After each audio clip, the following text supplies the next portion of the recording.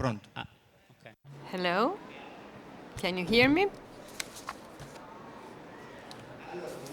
Good morning, everyone. My name is Simone Santa Caterina, and together with Stefano Cioccia, we will illustrate the new tax rules and regulations and also the risks connected with advertising and activities we carry out within optical centers or medical practices. My name is Stefano Cioccia. I'm not Dario Del Degan, who unfortunately is sick and could not join us today. I'm an optometrist like Simone. I'm the treasurer of the Graduate Association of Opticians, and I work in a number of different fields within the association. We drew up this presentation together, and I'll try to replace Dario to give you an overview of the regulations, while Simone will illustrate how these regulations are applied to our specific field of activity. Next slide.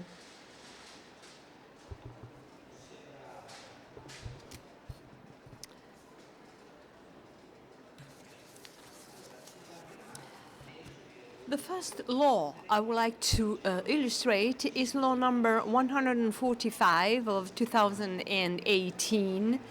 Let's see if the remote control works, which highlights the legitimate ads and defines the following. Any element concerning health ads does not contain attractive features like special discounts or special sales.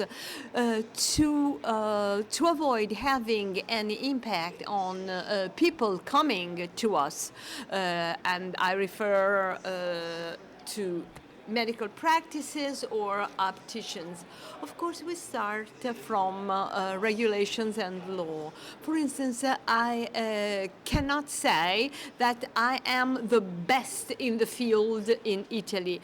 The best compared to whom? So this advertising is not allowed. Of course, I can advertise my activity, who I am, where I work, which kind of services I provide, but nothing else, nothing that could be misleading or create confusion in the final user who has not the skills to understand exactly what is behind this advertising. Also, the authority expressed its opinion concerning rules and regulations and activities carried out where medical devices are sold. The authority also issued fines because in some instances the kind of advertising that was done could influence consumers. Consequently, this could create market distortions. So the authority controls advertising activities and tell us which kind of advertising is allowed or not. And they analyze advertising in the healthcare sector. Sometimes in our advertising we use the word free of cost, like eye examination free of cost, or this is something that is not allowed, and I will explain you why later on. It is a misleading advertising. It is always free of cost. Am I forced to buy something after the examination? So this free of cost must not be included in advertising. This is why it is necessary to implement the right of correct information. So people must be safeguarded, protected, and therefore we have to know exactly how to use ads in our work. So the patient, we have to respect the patient's dignity, and we also must have an appropriate advertising approach in terms of health services. What is particularly important is the awareness of the patient concerning the message we deliver. So the message must be neutral and based on scientific evidence. Since we are dealing with healthcare material, providing scientific evidence is crucial. Why? Because the patient, the customer, must receive all info necessary to make a correct choice. Have all the options, know all the options available. I want to illustrate with what I'm saying with an example. Blue light filters. Sometimes it is necessary to provide this filter, but the message initially was that this filter protects the eyes from problems, from health problems. But over the years, we haven't had scientific evidence of that, except for an in vitro assay. This doesn't mean, of course, that blue light lenses should not be recommended, but you have to be careful, explain the benefits, the pros and cons. And it is considered misleading because if you say, if you don't use the blue light, then there are risks for your eyes. I'm not an expert in the field. I want to buy a pair of glasses, and if I know or if I read that there is no blue light in the lenses, I'm worried, because I read that red light is good for your eyes. The dignity of the individual is another pillar. I cannot convey a message leveraging on the needs, concerns, on the emotional part of the individual. So healthcare ad must promote the well-being of patients, but must avoid any psychological influence. There are plenty of examples like headache or children who do not get good marks at school for a number of reasons, least but not last, nearsightedness. And parents are concerned about the worsening of nearsightedness. There are solutions that can be adopted, but we do not have to leverage on the emotions of the parents, because parents must be aware of the possibilities that a solution provides, of the benefits and of the disadvantages. For instance, an ad like this. Don't wait to pay taxes because you will be with no money after that. So this is something that you cannot absolutely include in your ads. This is a sort of emotional approach that is misleading, and as a consequence, a patient or a customer can make the wrong choice. And then we are at the core of our presentation, the appropriateness of medical service. Medical services must be in line with the requirements of the individual. So medical services provided based on special discounts are not allowed. If I have very special offers, discounts, and if I connect all of this to the healthcare service I provide, I can encourage people to choose a solution that sometimes is not even necessary.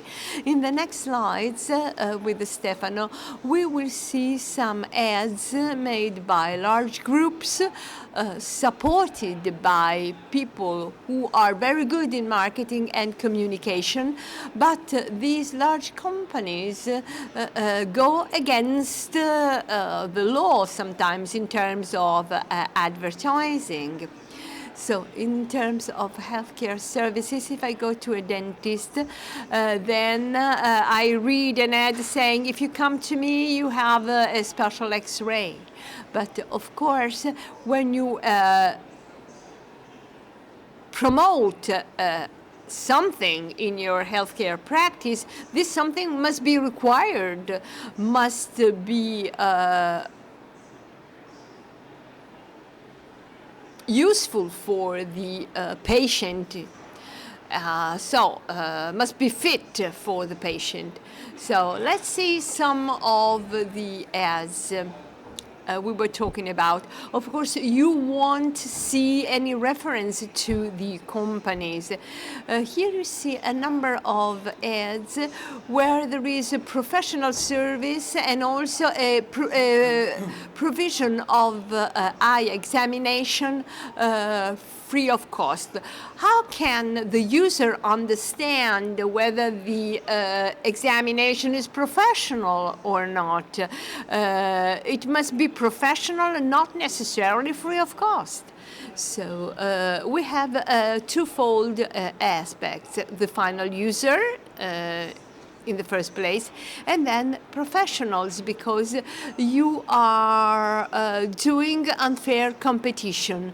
So if I carry out a professional examination, does this mean that the others, my competitors, don't? Free of cost is something also misleading. So from this ad, you see that I offer a free of cost service and a professional service, but how can a final user decide whether it is professional or not? Free of cost eye examination. Our expert opticians are here for you. So does this mean that other opticians are not skilled enough? So as an optician, you can carry out a number of professional or provide a number of professional services. The regulations date back to 1928. There are some constraints provided by law. If we see the new regulations of the professional schools that train opticians, there are skills that must be recognized in opticians, but there are basically no major differences as compared to the law of 1928. Of course, the professional services provided now are totally different, because if you talk about opticians specializing in what exactly, it is not mentioned. And then let's see the messages that are conveyed through these ads. When did you have your last eye examination? You have to remember that prevention is crucial. In the first paragraph, from what you read, you tend to consider that what is provided is a service by an eye doctor. But at the end of the paragraph, you read, when you have a free of cost eye examination in our centers, you will be granted a 25% discount on your new glasses. So these are typical trade activities. How does an eye examination work? We will use very sophisticated size systems like refractometers, and in your activities, have you ever had refractometry providing a 0.0 value? In how many exams did you get this figure? Out of 1,500 eye examinations, I only found 2 users who really needed the refractometry. So this message is not a good message for us as experts in the field.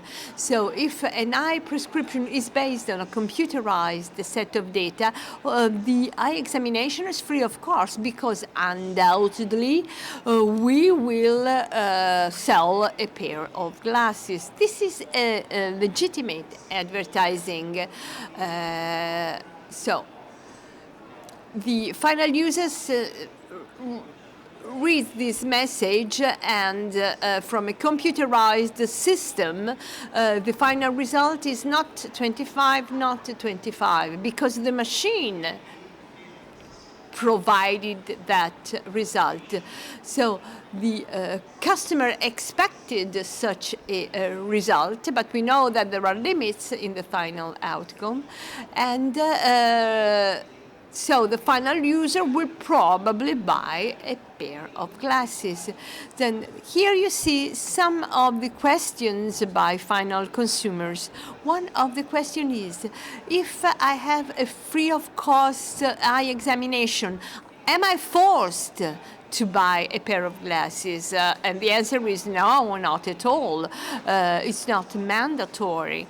So the information that I see in this communication is made on purpose, because they know what the law provides for. So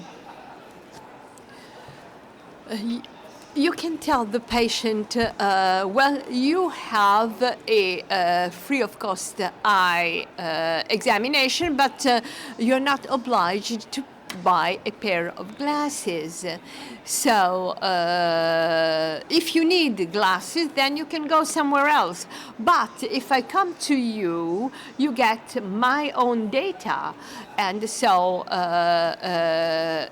is my data kept if the examination is free of cost?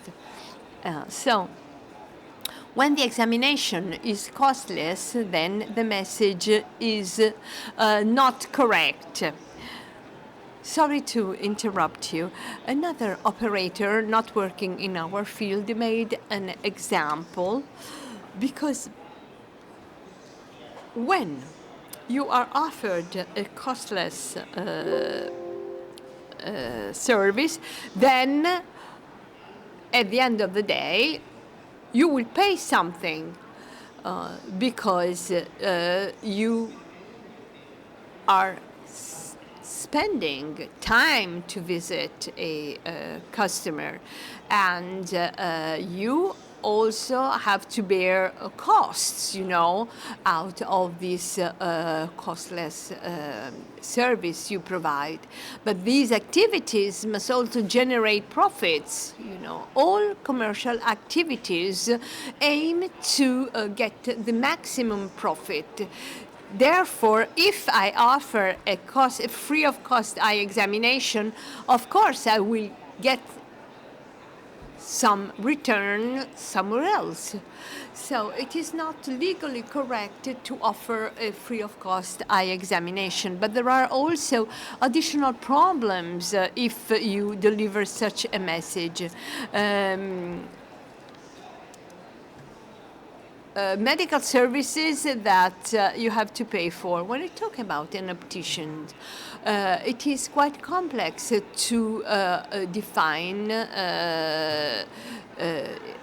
him or her as an optometrist, because the optometrist is an optician who has taken training courses in optics. In 2001, these courses were made inside regional training courses with a specific number of training hours. So optometrists were specializing also in optics, and for instance, they were allowed to prescribe lenses for astigmatic people. we have a number of opinions issued by the Court of Cassation, one primarily dating back to 2001. Some of the optometrists were charged of abuse of profession. But one of the opinion of a Court of Cassation is law, basically. So when you offer a free of cost examination, you have to prove that you are not offering unpaid work. This is an aspect that we have to consider very carefully. An aspect also connected with conflict of interest. I mentioned, Dario, the Inland Revenue Agency, when they see such commercials, well, they start immediately with a basic point. In Italy, you have evasion. Perfect. Where is evasion generated? If I'm a private optical center and I advertise free visit, and the Inland Revenue Agency makes an investigation with financial statements, you can say if it's okay or not okay. If I have a slightly negative financial statements and I'm the owner of a car, I have a second home, I have something that allows me to have a lifestyle that is different than what is considered to be possible, they ask me questions. For example, why do you give free of charge performance? Well, you may pursue moonlighting. They don't know how much, however, but it's up to us to prove it. And there's also something else. If you charge for an eye examination, if on Monday you charge 50 euros, the other day 55 euros, another day 70 euros, there's a discrepancy of values. You are evading taxes, and why should somebody pay more than somebody else? Everything should be regulated, and we don't have standards for prices, and it should be done internally. And is it enough to write on a sheet of paper? No.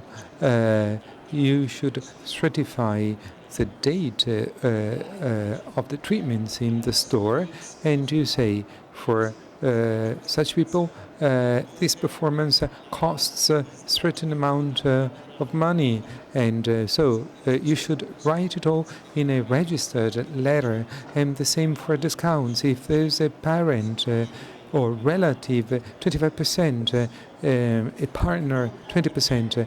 And Simone told me, if somebody doesn't have money, I may decide that I will not charge that person a performance fee. And it's upon your discretion. You cannot prove to the Inland Taxation Agency that you do it out of charity. It's difficult to defend oneself. You have to be well prepared. So we can say, as it is written in the slide, the obligation to charge a fee for services rendered is essential to ensure transparency and fairness in professional practice. And it's also correct for the patient. You provide a service that is being paid for, and you should guarantee the highest possible standard. Yes, right. And we'll get to the point. I'm obliged, in a way, to perform eye examination. Am I obliged to perform eye examination? It's one of the last few slides. We don't want to give any preview about it. I'd like to go back to the conflict of interest. It's obvious that there are no professions that prescribe and provide. Our activity by itself is always in a conflict of interest. At the same time, I had exchanges with our European colleagues, and the profession perhaps is recognized. I speak about optometry and professional side.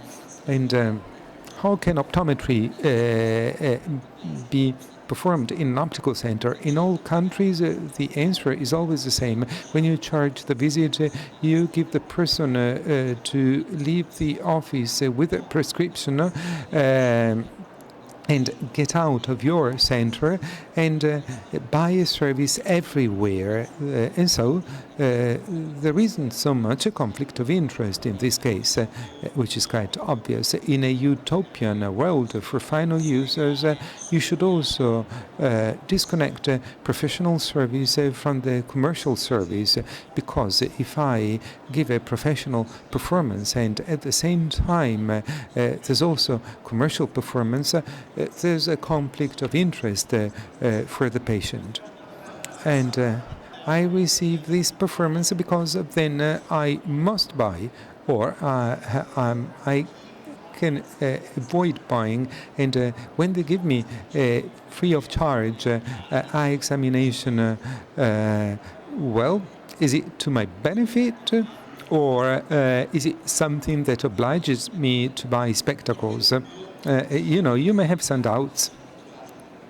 There's an ethical code and antitrust regulation. Antitrust regulation is quite clear. We've already spoken about it, and in the next few years, the antitrust authority might intervene, and they act on major groups, and the risk encountered by an individual small center is not so massive. Yes, Dario gave an example. If he should have misleading information, he would be barred from the role. We don't have an entity that blocks you. It's some sort of a far west in a way, and the authorities are the Inland Revenue Agency, fiscal side, and the antitrust authority in the case of misleading information. And it's a point of reflection, and it's high time that our profession, should have an ethical code. Yes, through trade associations, you underwrite an ethical code. It's a first step to be aware of what should be done. And amongst the fundamental principles, you have transparency. Very quickly at this point, I'd like to get to judgments of the Court of Cassation. First one, 2012, and free of charge performance might have and underline moonlighting, or can account to moonlighting, as there is a lack of tax and contribution regularization, and free of charge health services might be considered as a crime. You have to be very careful of what you do. The hypothesis of moonlighting is quite obvious, because the legislator should understand why you give free of charge health service. And it doesn't mean it should always be paid for. I can give a good discount. Nothing prevents it from being discounted 100%, but it has to be regulated and then discounted in clear situations. I give you the spectacles, 100% discount. Otherwise, you pay for it, for example. And health advertising, we have a judgment of the European Court of Justice and a decision of the Market Authority, antitrust. You can have an alteration of the market, and I would say that We have talked about the judgment of the Court of Cassation, and you have other judgments, for example, activities carried out by pharmacies, and it's a situation that can be similar to the optical center. At this point, I'd like to get to a specific point. How can we get organized? I would have two definitions. Who is an entrepreneur? An entrepreneur is somebody who professionally carries out an organized economic activity for the purpose of production or exchange of goods or services. And in the case of self-employed workers, we have two definitions. Article 2222 of the Civil Code, and it speaks about the main activity carried out by somebody, and specifically what an intellectual profession is. The intellectual profession is something different than, how can I say, self-employed workers. Why do we want to speak about these two sections? Because in an optical center, when we define the actors and the professionals working, it's obvious that the profession inside an optical center or in a professional studio and you have such three definitions. We know from the ATECO code, ATECO code is 477820, and in the new reform of the code, the code is the same. And we have, for example, retail trade of photographic and optical equipment, activities of opticians, but also trade of instruments and equipment for scientific use. When I speak about freelancers or self-employed workers, I think about optometrists. ATECO code 8690-29, independent paramedical activities and in the field of optometry. For example, I may have a company, and I may have different ATECO codes inside the same VET number, commercial side, but also professional side of optometry. And this envisages a separation of the activity of instrumental goods and of professional performance. And now we'll see it in detail. How do you believe we should behave in the case of such two activities, specific activities that are functional and very often inside the same center? Let's start from the assumption that the situation is very complex, especially in terms of history. Very often entrepreneurs are opticians who are professionals that do it all. And it's what I said before for the inland tax agency. If I represent all such figures and money is missing, it's easy to say that I put them into my pocket. It's different if I have a professional giving the performance. At that point, if money is missing from that side, the professional is liable, and it's more theft than fiscal evasion, because the entrepreneur, who is the owner of the store, however, you are liable for the performance, and it's two different things. So we may say that separation of the activities is compulsory when in the same business line of business I generate business, and self-employment, it's optional when you perform various activities. If I perform different activities and the ATECO code is the same, I cannot separate two activities. The activity remains the same. When we spoke about the ATECO code for optical studios, you have the professional side, but those two activities should be kept together. And let's now get to the last slide. We will dwell upon it, and it has to do with ancillary operations, and then we'll give you a summary of what we've said. Ancillary operations, and amongst the professional activities that we carry out, it's not possible to include in such operations a visit. I'd like to give you an example. We've seen that opticians also have a professional side, and what can an ancillary activity of the optician be when they provide spectacles, multifocal spectacles? taking of measurements before the design of the lens. And it's a professional activity, it's an ancillary professional activity that is compulsory to then, the question is, can I make spectacles without such parameters? No. And same thing, for example, if as a supplier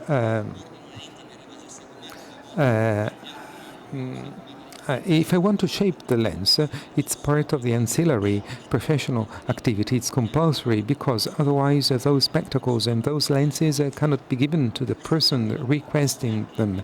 And such two activities can be written down in the invoice as ancillary operations. And ancillary operations are as follows. I have goods and services that are being distributed. Service is smaller than the goods and it can become part of the goods. When I speak about ancillary operations, eye examinations, I cannot do it because the eye examination isn't compulsory for the purpose of the spectacles. Why? For various reasons. First of all, because we said that this activity is independent and I can conclude it without selling spectacles necessarily. And this activity can be carried out by external operators and somebody can come to me with a prescription and I am not obliged to perform an eye examination even if I produce spectacles of such 3 fundamental points of ancillary activities. 2 points are always met, but the central point is not.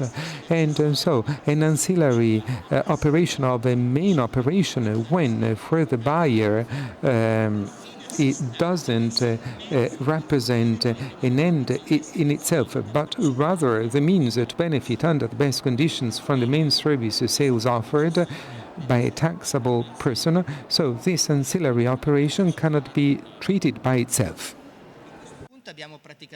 Yes, we are finished with our presentation. The first law of 2018 was also highlighted in Law Decree 69, whereby correct healthcare information must consider the dignity of the individual, the appropriateness of health services, and does not include, is not allowed to include any suggestion or special offers, discount or promotional sales that could cause the patient to undergo an incorrect health treatment. So basically, this is what I wanted to say. So, to conclude, ancillary operations services must not include an eye examination. The optician can carry out his or her profession in compliance with Law Decree 1928. The optometrist is a professional who is allowed to carry out a refractive examination without the limits foreseen by Law Decree 1928, and advertising is not allowed to contain messages like eye examination free of charge, and the free of charge eye examination cannot be performed except for exceptional and rare cases. When we do an eye examination and we are not allowed to, this is unfair competition vis-a-vis colleagues and vis-a-vis eye doctors. So we do not want to have optical centers providing free of charge eye examinations. Well, I think that it is very unfair for professionals to carry out complex eye examination for free. So if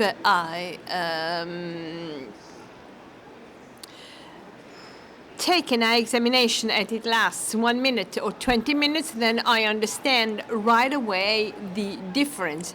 If you carry out a refractory examination free of charge, this is absolutely unfair competition vis-à-vis colleagues who do the same examination, but customers pay for it. I don't know whether you have questions or remarks. Hopefully I answer some questions, but I'm more involved with the sales part of the activity.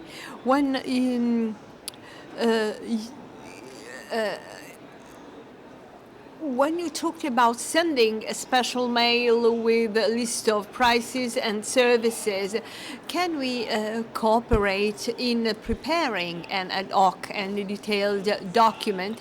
Yes, we have done so. There are many services. You must be a member of IO to be part of the of this list. Now, in your optical center, you can do whatever you want, but you have to write it down. So if you decide to provide eye examinations free of charge, always you have to exactly specify it. And do it always.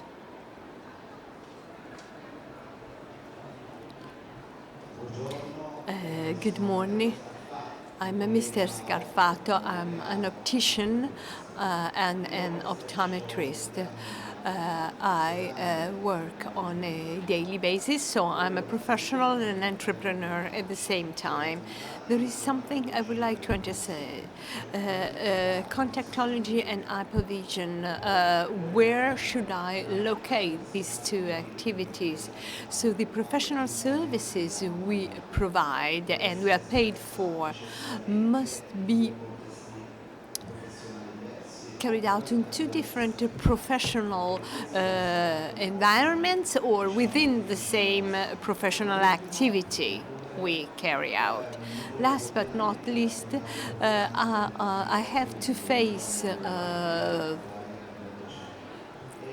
problem of funds on a daily basis. Our professional activity as opticians and optometrists is not always recognized.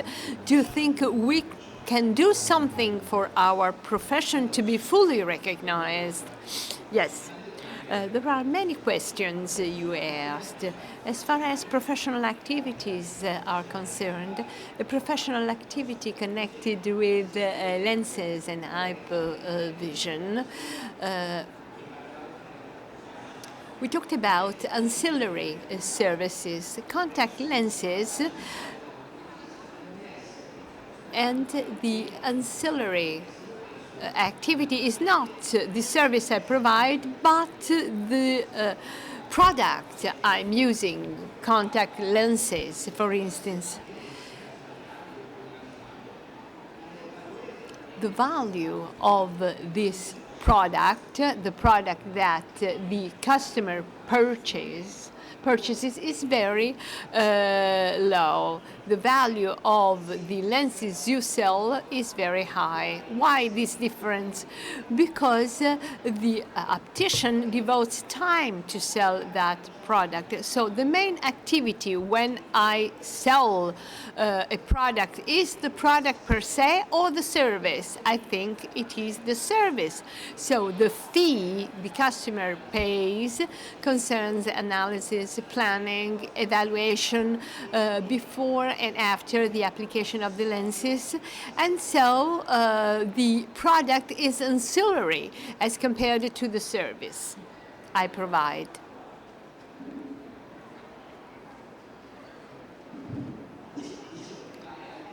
And this applies also to hypervision. The second question you asked, that is the acknowledgement of our profession. It is it's a very complex question. We're talking about private funds. If they decide that a service can be reimbursed, it's okay, but it's up to them to decide. The recommendation we make as association is to specify who you are, what you do, and how you do it. So you can have more support by the funds. Daniele can tell us maybe something more. So we are working about the funds issues. It's not always easy to interface with them and to find the right solution. They have money available. They have to understand how to distribute that money. Sometimes the fund is particularly interested in the services that are provided, not so much in the products that are sold. And then a question connected with the two different areas of activity. So we'll see when there will be a definition of the two fields you were talking about. As far as funds are concerned, they issue documents to be filled in for possible reimbursement, but professional services is hardly foreseen. They refer to products primarily, and the professional service, of course, professional service must meet all the requirements for funds. We are talking about private funds if it is up to them to decide, and it depends on the attractiveness you have to them.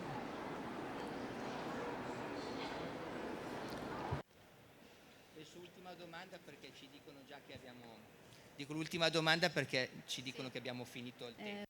Yes, one last question.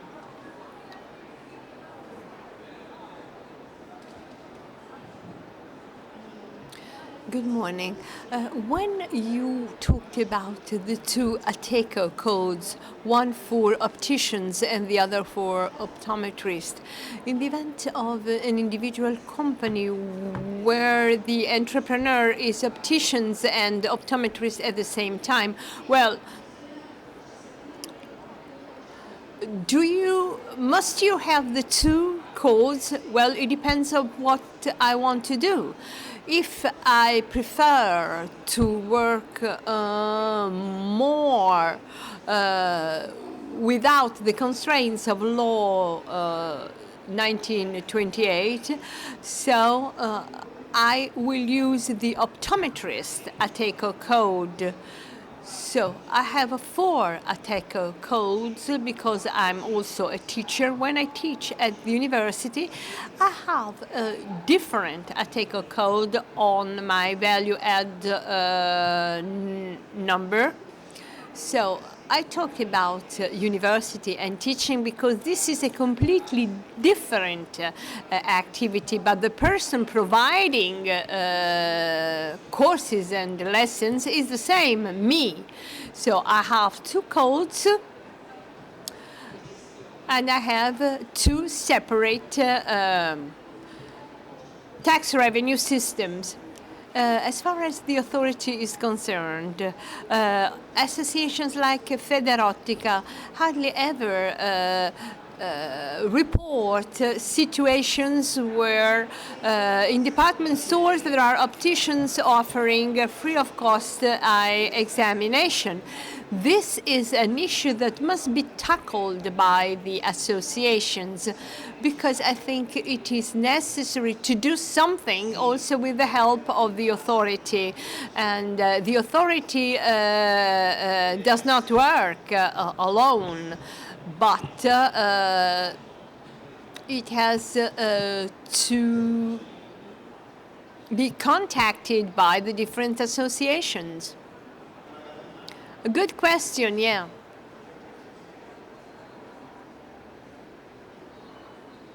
Thank you. Thank you for your kind attention.